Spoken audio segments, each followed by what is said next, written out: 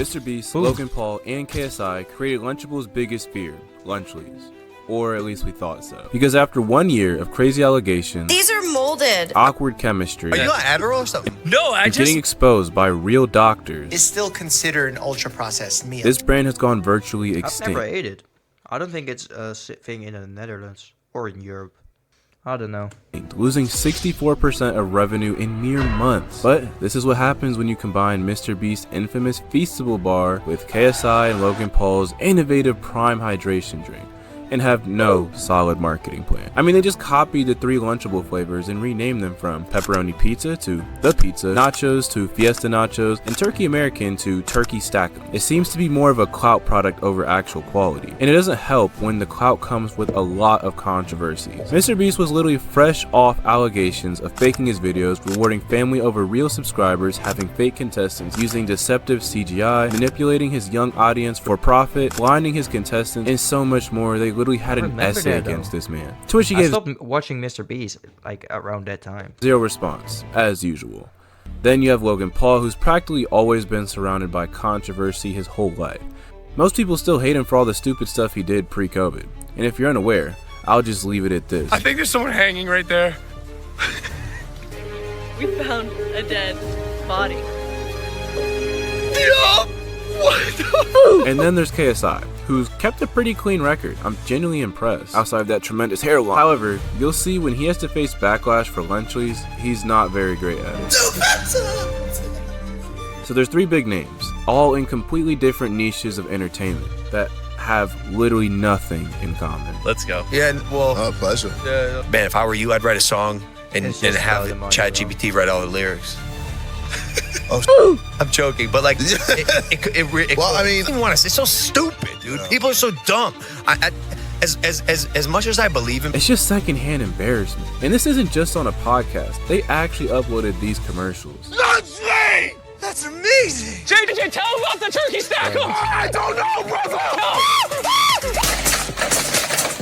But But this is at just the end of cringe. the day, it's still Mr. Beast, Logan Paul, and KSI. They're gonna get a lot of hype regardless. I mean, you guys do remember when I said they had $92 million in pre-sales alone.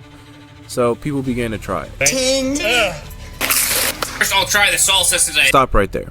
Now, let me remind you that Lunchables makes 20 times more revenue than Lunchly, and Lunchables is ran by a company that's 400 times as large as Lunchly, Kraft Heinz. Yeah, those are the guys that make ketchup, mac and cheese, mayonnaise, jello, Fridays, coffee, Capri Sun, and all of this, while making a steady $25 billion a year in revenue for the past decade.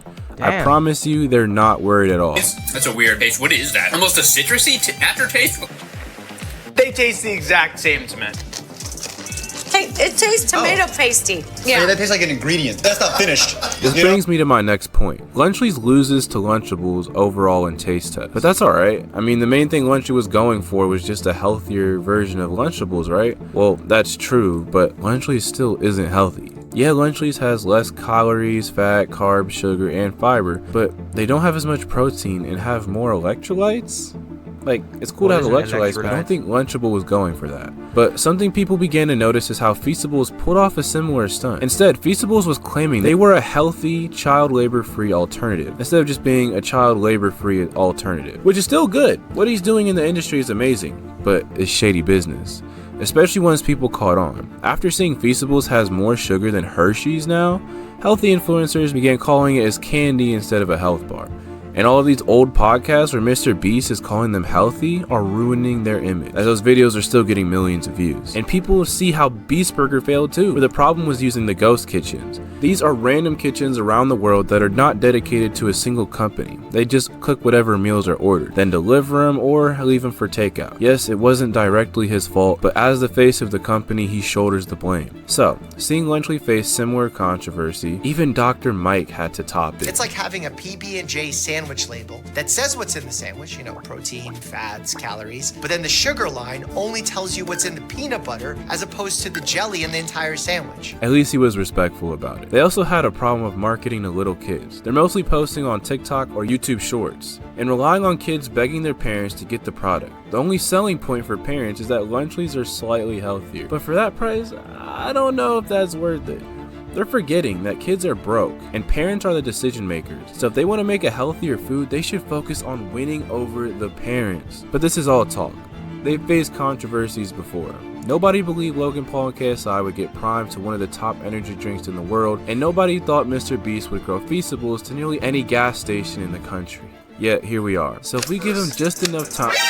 These are molded. Okay, so these ones are supposed to be good until December, and we just got them from the store. It says used by December 8th, 2024, and today's date is October 16th.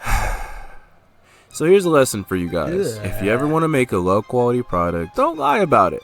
Or you have to recall thousands of products around the country, have your brand lose $58 million after 2 months, get buried under Amazon's algorithm, have Kroger move your product to the clearance aisle, have your reviews drop to 3 stars, have schools warn not to allow your product, and become so bad even scientists decide to run a test over your product. Yeah. They tested multiple lunchleys from different stores and found that 100% of them contain lead, which some sources claim is 50% of the daily limit for kids. But I don't know. Would you willingly let your kid consume any percent of lead per day? Like, what? This led to a lot I don't have kids. of reasonable hate. Mr. Beast has recently released a quote-unquote healthy alternative to Lunchables, and he's just doing it to make a quick buck off the children in his audience. This is really unhealthy. You should not eat mold. And last, but certainly not least, when Dan TDM said, "What happened to YouTubers, man? I can't not say anything anymore. This selling stuff for the sake of making money, simple, how does that benefit their fans? This is selling crap to kids who don't know better than to trust the people who are selling it to them.